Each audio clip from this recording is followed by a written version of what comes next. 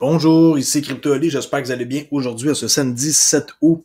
Déjà, alors sans tarder, comme d'habitude, le prix du XRP, 78,69 centimes, 7,7% d'augmentation depuis 24 heures. Et on voit que les marchés se portent plutôt bien. Bitcoin, 43 500, Ethereum, 3000, OK, Cardano, 1,47.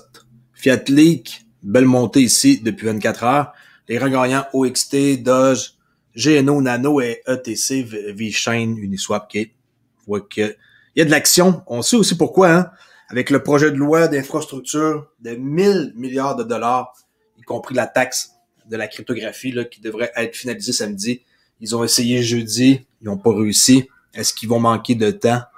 Jeudi, on sait que le Sénat n'a pas été en mesure de finaliser le projet de loi d'infrastructure de 1000 milliards, je vous rappelle, de dollars, qui inclurait la taxation des crypto-monnaies.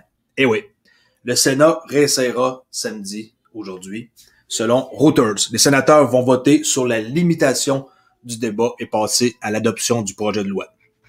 Et on va voir ça plus loin. Ici, on voit, suite à ça, qu'Elon Musk, il dit que c'est un mauvais moment pour le Sénat de choisir les gagnants et les perdants. Vous savez, hein, s'ils font ça, ils ont une espèce de logiciel là, qui permettrait de différencier qui gagne, qui perd là, dans cette histoire-là. Elon Musk s'est joint à la discussion sur le dernier amendement de Portman Warner, c'est ça le nom là, à la récente disposition sur la taxation de la cryptographie suggérée par les sénateurs américains Patrick Toomey, Ron Wyden et Cynthia Lummis. L'amendement fonctionne en faveur des mineurs Proof of Work, POW, et contre ceux de Proof of Stake. Imaginez, là, aucun sens. Et les projets cryptographiques qui fonctionnent sur ces algorithmes de consensus. Entre autres. Alors, moi je comprends rien à ça, là, pourquoi que il favoriserait les mineurs de Bitcoin, puis que les exemples Proof of Stake, là, comme Ethereum 2.0, ça, il serait pénalisé. C'est un peu étrange, honnêtement. Ça, ici, on peut voir le bon du pas bon, hein? Wyden, Lummis, Toomey, amendement, le bon, et le mauvais, ici, avec qu'est-ce qui est de Warner Amendment. Je vais laisser ça dans la description pour que vous puissiez voir là, les pour et contre, si cela vous intéresse, bien sûr. Brian Brooks, je ne sais pas si j'en ai parlé hier, je ne me rappelle pas si j'en ai glissé un mot. Je fais beaucoup de nouvelles.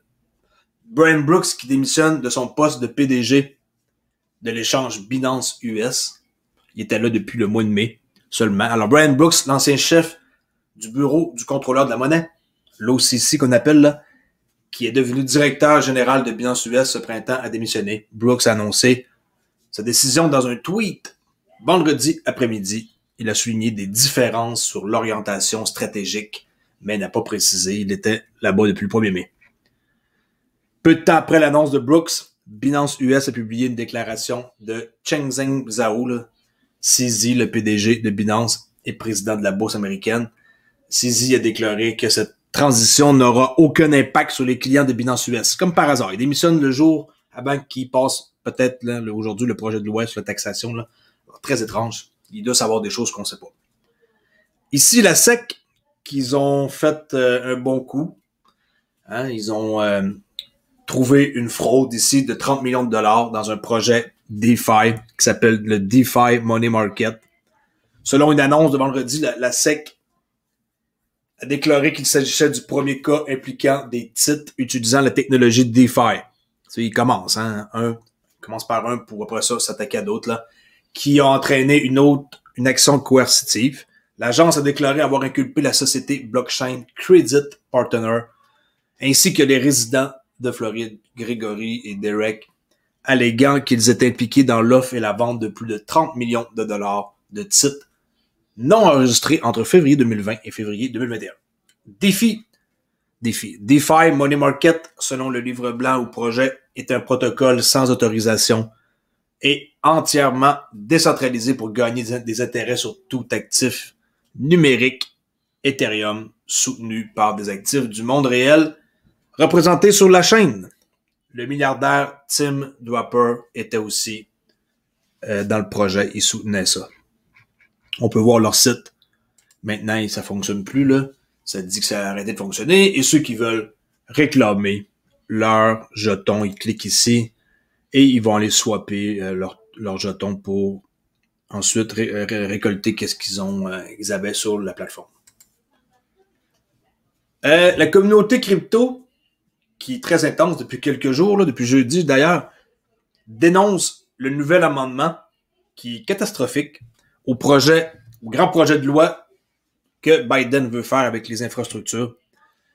Le plan d'infrastructure majeur de Biden a touché un accord rare de coopération entre les républicains et les démocrates, là, c'est ça la bataille.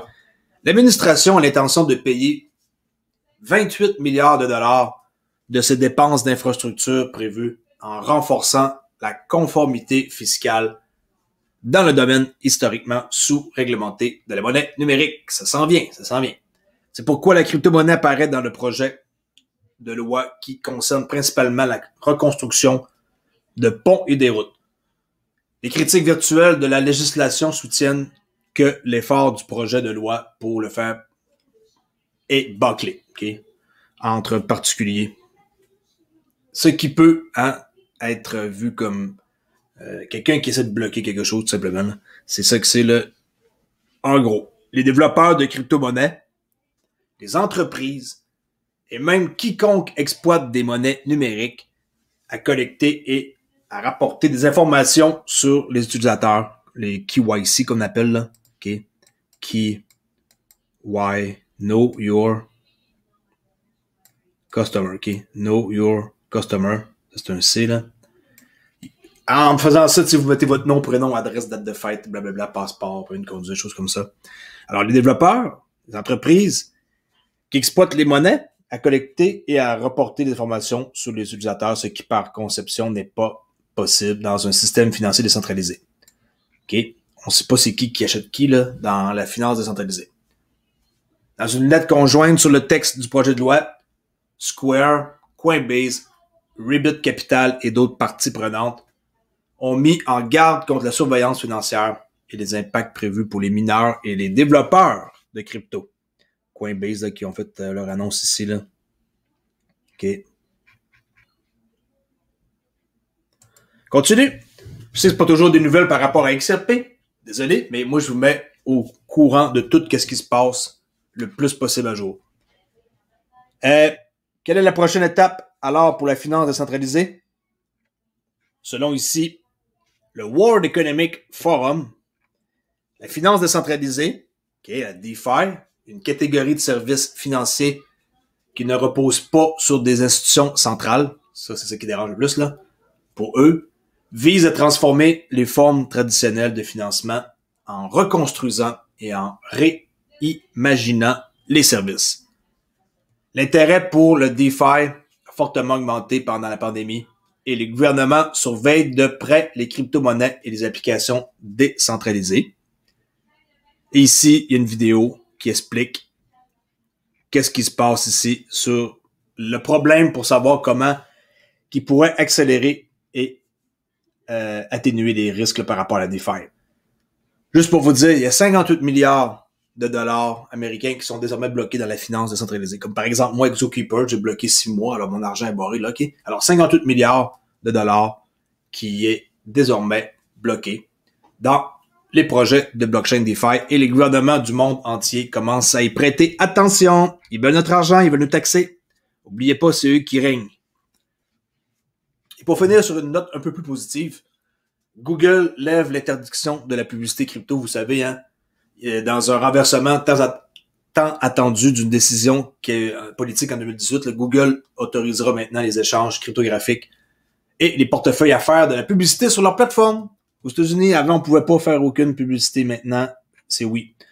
Alors, une mise à jour très attendue à la politique publicitaire de Google est entrée en vigueur cette semaine en changeant les règles de géants technologiques sur la façon dont ils gèrent la publicité pour les entreprises et les services liés à la crypto-monnaie aux États-Unis. Depuis 2018, Google a maintenu une interdiction de publicité, cryptocurrency et contenu de contexte qui a inclus des offres de pièces initiales, des ICO, des échanges cryptographiques, des portefeuilles et tout conseil de trading cryptographique. Bon, ça y est, je vais me partir de la pub sur Google. Non, c'est pas vrai. Je vais pas faire ça, là, je vais pas dépenser. Je suis capable d'attirer des gens gratuitement sur YouTube. Pourquoi que je paierais pour avoir plus de monde? Le 3 août, ces restrictions ont été assouplies, autorisant les publicités pour des échanges et portefeuilles de crypto-monnaies, ciblant les États-Unis à condition que certaines conditions soient remplies. Les annonceurs doivent être enregistrés auprès du Financial Crime Enforcement Network ou d'une entité bancaire à charte fédérale ou d'État et se conformer aux exigences juridictionnelles et aux politiques publicitaires standards de Google. Je vous dis ça pour vous mettre au courant, ok, mais c'est pas le genre de nouvelles que je vais me faire, là.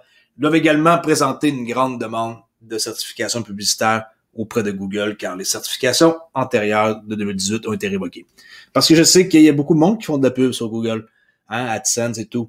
Alors, c'est pour ça que AdWords, plutôt, là, je dis AdSense, c'est juste pour vous démontrer que ils ont changé, hein, puis maintenant, on peut faire affaire avec eux autres. Alors, si vous allez, par exemple, marquer quelque chose ici, on va dire